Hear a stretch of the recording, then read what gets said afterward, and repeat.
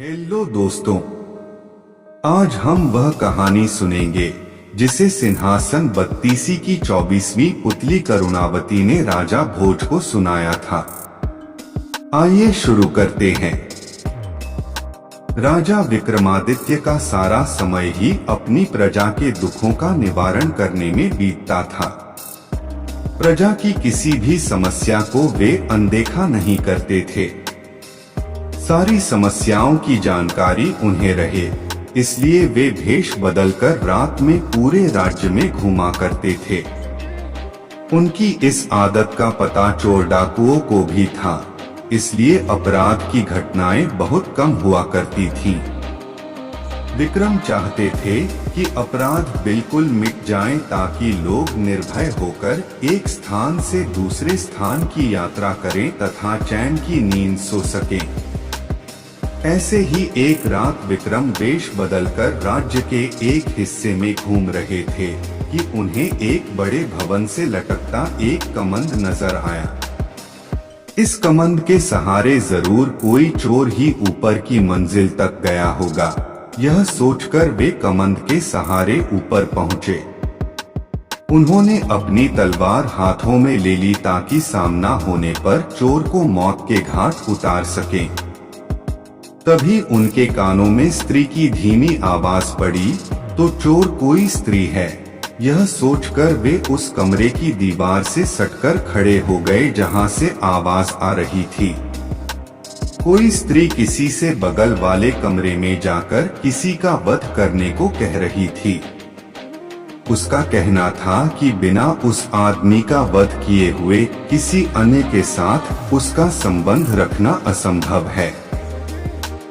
तभी एक पुरुष स्वर बोला कि वह लुटेरा अवश्य है, मगर किसी निरपराध व्यक्ति की जान लेना उसके लिए संभव नहीं है। वह स्त्री को अपने साथ किसी सुदूर स्थान जाने के लिए कह रहा था और उसे विश्वास दिलाने की कोशिश कर रहा था कि उसके पास इतना अधिक धन है कि बाकी बची जिंदगी वे दोनों आराम से बसर कर लेंगे। वह स्त्री अंत में उससे दूसरे दिन आने के लिए बोली, क्योंकि उसे धन बटोरने में कम से कम 24 घंटे लग जाते।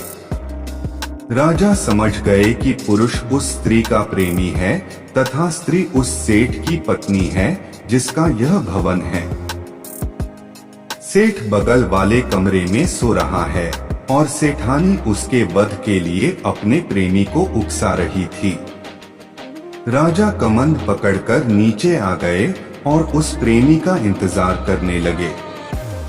थोड़ी देर बाद सेठानी का प्रेमी कमंद से नीचे आया तो राजा ने अपनी तलवार उसकी गर्दन पर रख दी तथा उसे बता दिया कि उसके सामने विक्रम खड़े हैं। वह आदमी डर से थर-थर कांपने लगा और प्राण दंड के भय से उसकी घिघी बंध गई।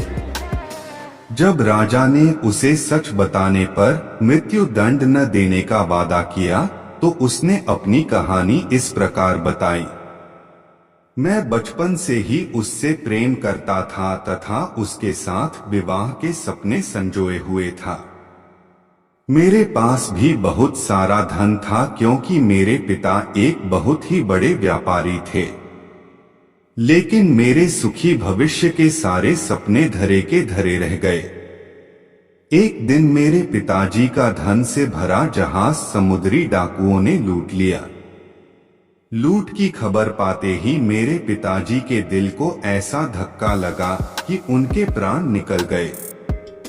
हम लोग कंगाल हो गए।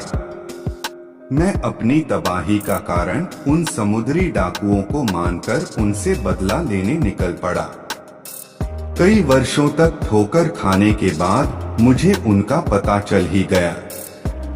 मैंने बहुत मुश्किल से उनका विश्वास जीता तथा उनके दल में शामिल हो गया। अवसर पाते ही मैं किसी एक का वध कर देता। एक एक करके मैंने पूरे दल का सफाया कर दिया और लूट से जो धन उन्होंने एकत्र किया था वह लेकर अपने घर वापस चला आया। वह आदमी रोता हुआ राजा के चरणों में गिर पड़ा तथा अपना अपराध क्षमा करने के लिए प्रार्थना करने लगा। राजा ने मृत्युदंड के बदले उसे वीरता और सत्यवादिता के लिए ढेरों पुरस्कार दिए। उस आदमी की आंखें खुल चुकी थीं। दूसरे दिन राजा विक्रमादित्य रात को उस प्रेमी का भेष धरकर वे कमंद के सहारे उसकी प्रेमिका के पास पहुँचे। उनके पहुँचते ही उस स्त्री ने स्वर्णाभूषणों की बड़ी सी थैली उन्हें अपना प्रेमी समझकर पकड़ा दी और बोली कि उसने विष खिलाकर सेठ को मार दिया और सारे स्वर्णाभूषण और हीरे जवाहरात चुनकर इस थैली में भर लिए। जब राजा कुछ नहीं बोले तो उसे शक हुआ और उसने नकली दाढ़ी मूछ नोच ली। किसी अन्य पुरुष को पाकर चोर चोर चिल्लाने लगी तथा राजा को अपने पति का हत्यारा बताकर विलाप करने लगी। राजा के सिपाही और नगर कोतवाल नीचे छिपे हुए थे। वे दौड़कर आए और राजा के आदेश पर उस हत्यारी चरित्रहीन स्त्री को गिरफ्तार कर लिया। उस स्त्री को समझते देर नहीं लगी कि भेष बदलकर आया हुआ पुरुष खुद विक्रम थे। उसने झट से विष की शीशी निकाली और विषपान कर लिया। आप इसी तरह कहानी सुनते रहे, खुश रहे और हमारा चैनल जरूर सब्सक्राइब कर ले। धन्यवाद।